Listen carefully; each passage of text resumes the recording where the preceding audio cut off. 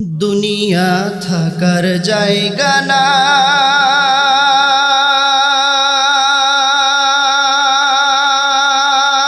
রে দুনিয়া। দুনিয়া থাকার জায়গা না, ঠিক কিনা? যত বড় রাজা বাদশাহ হোক, যত বড় ধনাঢ্য ব্যক্তি হোক, যত বড় ক্ষমতাশীল হোক, দুনিয়ায় কাউকে থাকতে দেবে? কেউ থাকতে পারবে? দুনিয়া থাকার জায়গা না,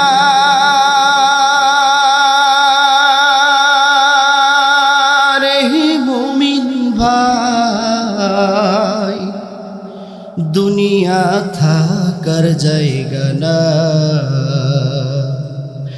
না ফেরার দেশে যাইবা একদিন ভেসে, না ফেরার দেশে যাইবা একদিন ভেসে, আর তো ফিরাইবা না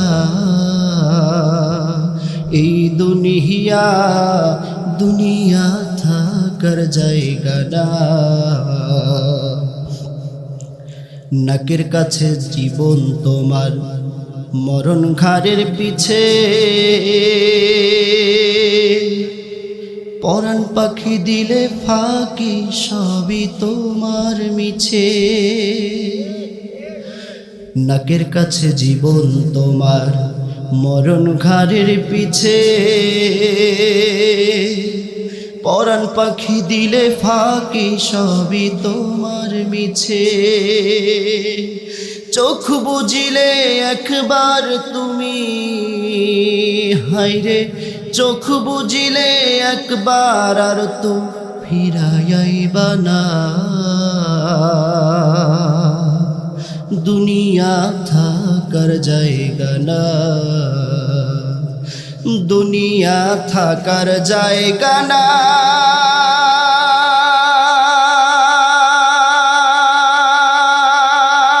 রে দুনিয়া।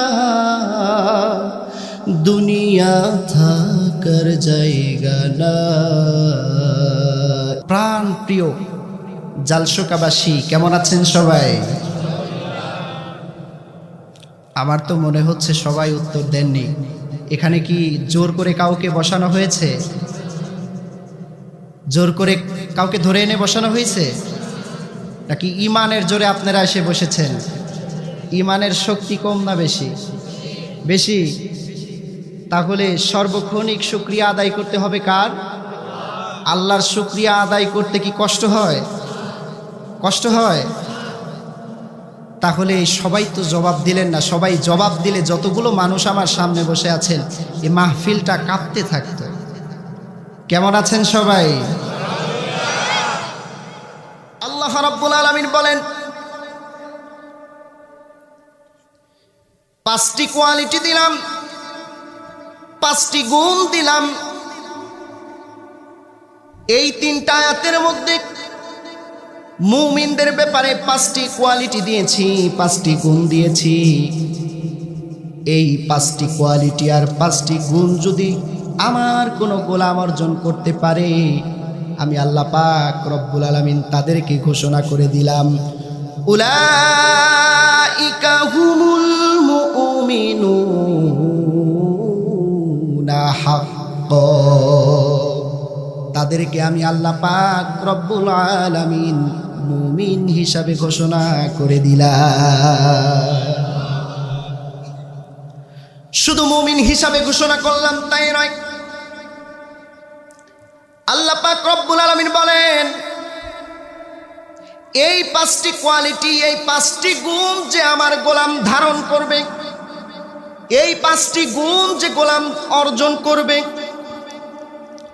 আমি আল্লাহ পাক রব্বুল আলামিন তাদের জন্য 2টা পুরস্কার রেখে দিয়েছি। কয়টা? আওয়াজ দিয়ে বলেন কয়টা?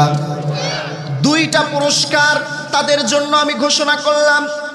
আল্লাহ পাক রব্বুল আলামিন বলেন, লাহুম দারাজাতুন ইনদা রাব্বিহিম ওয়া মাগফিরাতুন ওয়া রিজকুন কারীম।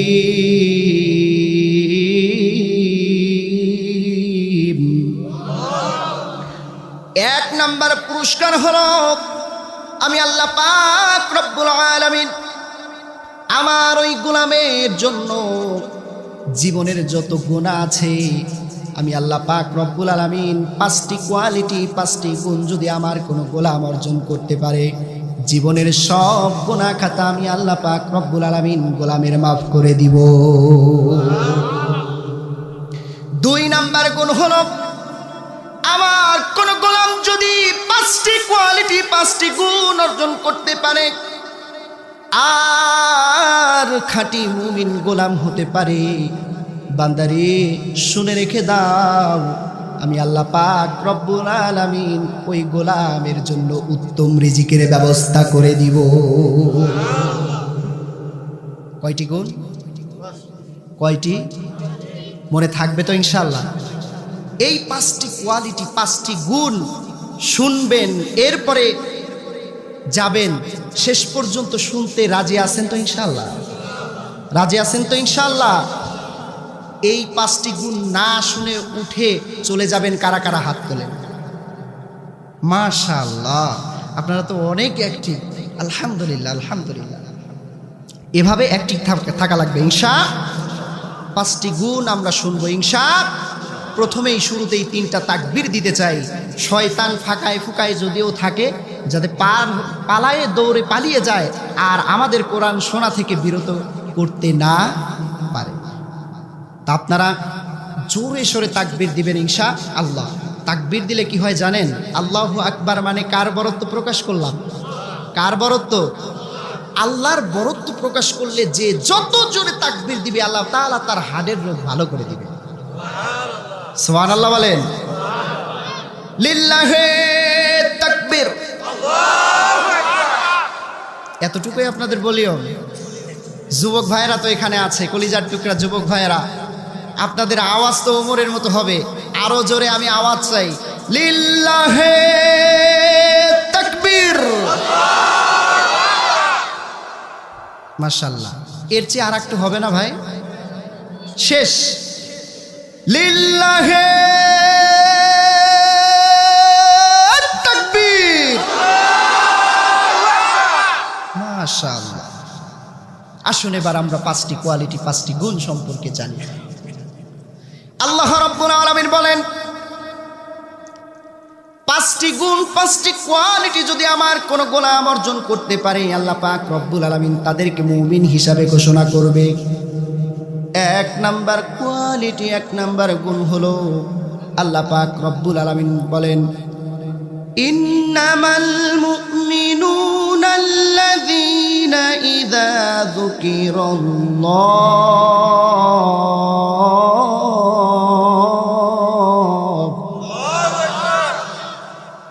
1 নাম্বার গুণ হলো আমার গোলামের সামনে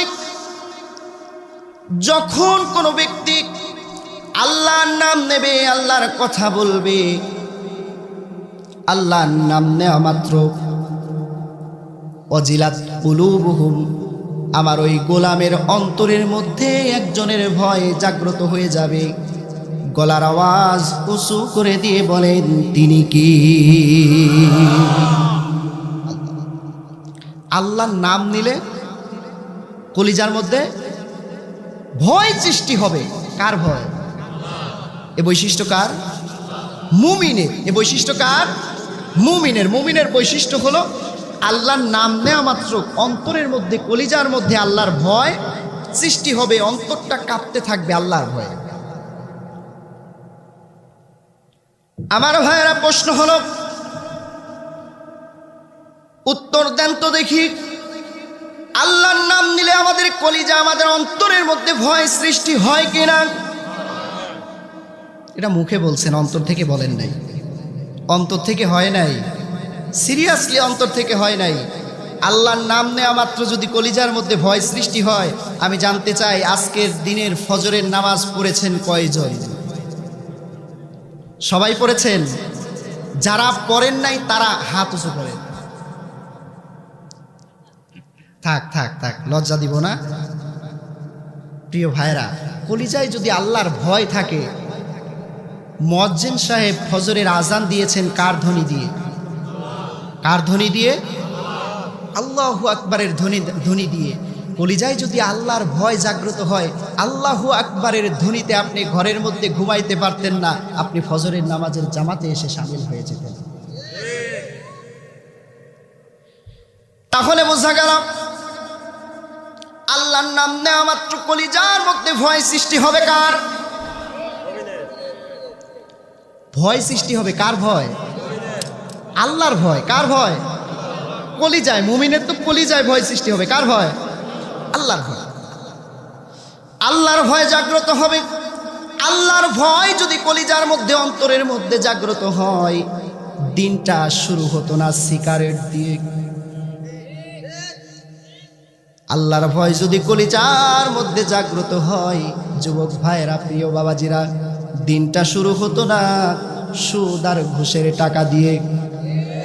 দিনটা শুরু হতো না অন্যায়, জুলুম, অশ্লীল, বেহায়াপনা, নির্যাতন, নিপীড়ন দিয়ে। দিনটা শুরু হতো আল্লাহর নাম নিয়ে। ঠিক কিনা বলেন? তার মানে বোঝা গেল আপনার মুখের কথা আর অন্তরের কথা এক হলো না। মুখে বলেন আমি মুমিন, মুখে দাবি করেন আমি মুমিন, আমি মুমিন, আমি মুমিন, কিন্তু অন্তর থেকে মুমিন বলতে পারেন নাই। অন্তর থেকে যদি মুমিন ঘোষণা দিতে পারতেন ভাইরা, তাহলে ফজরের নামাজে ঘুমের মধ্যে কাটিয়ে দিতে পারতেন না। অন্তর থেকে যদি মুমিন দাবি করতেন গোলাম,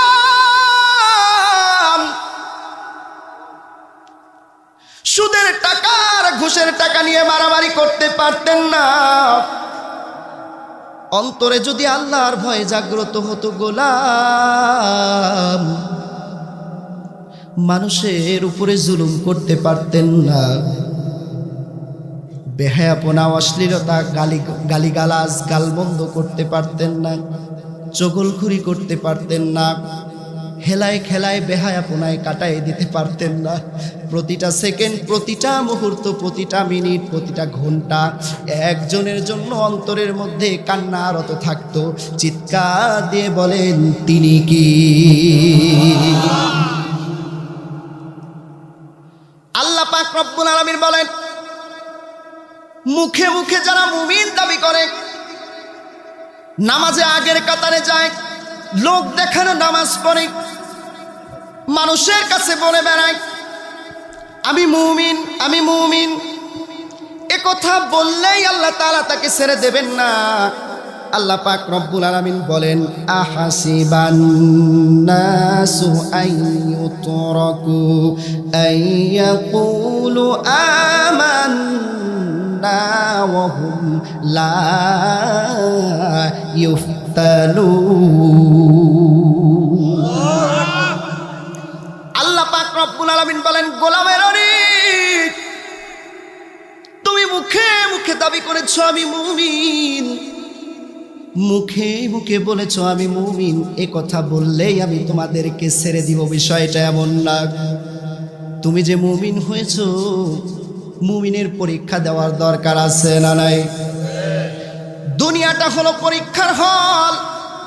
দুনিয়ার মধ্যে ছাত্র, শিক্ষক যদি ছাত্রকে পড়ায়, সারা বছর পড়ানোর পরে ছাত্রকে যদি ডাক দিয়ে বলে, ছাত্র রে সামনে তো পরীক্ষা, ভালো করে পড়। এখন ছাত্র যদি বলে, স্যার আমি সব পারি, হবে? হবে? ছাত্র যদি বলে, স্যার আমি সব পারি, সব বুঝি, কোনো গ্রহণযোগ্যতা নাই। পরীক্ষার হলের মধ্যে যেতে হবে, খাতার মধ্যে লিখতে হবে। যদি সব প্রশ্নের উত্তর দিতে পারো তাহলে তুমি পাশ করতে পারবা। পরীক্ষা যদি না দাও, সব পেরেও কোনো লাভ হবে কোনো না। আমি আল্লাহ পাক রব্বুল আলামিন তোমাদেরকে পরীক্ষা করব। ওয়ালানাবলুওয়ান্নাকুম বিশাইইম মিনাল খাউফি ওয়াল জু'i ওয়া নাকসিম মিনাল আমওয়ালি ওয়াল আনফুসি ওয়াস সামারাত ওয়া বাশশিরিস সাবিরিন।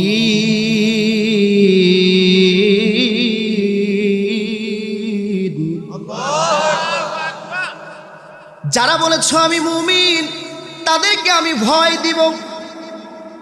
কি দেবে? ভয় দিব, ভীতি দেব, অভাব দেব, অনটন দেব, জুলুমের শিকার করব, নির্যাতনের শিকার করব, ফাঁসির মঞ্চ পর্যন্ত নিয়ে যাব। যারা মুমিন সকল পরীক্ষায় উত্তীর্ণ হবে, ফাঁসির দড়িটা গলার মধ্যে হাসতে হাসতে গ্রহণ করবে, জালিমের সামনে কখনো মাথা নত করবে না। জালিমের সামনে মাথা নত করবে? মুমিন করতে পারে?